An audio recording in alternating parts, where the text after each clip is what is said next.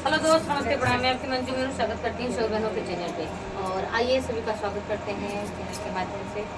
आप लोग अपना प्यार दुलार आशीर्वाद हमारे सभी बहनों को दीजिएगा और गीत अच्छा लगे तो प्यार से कमेंट करके जरूर बताइएगा। आइए गीत की शुरुआत करते हैं। बहुत प्यारा सा अवधी नाच गीत है, आप सुनिएगा। अपना प्यार दुलार आशीर्वाद। आज मोरे नैना बेचैना भये बिना राजा के रात, बिना राजा के रात। आज मोरे नैना बेचैना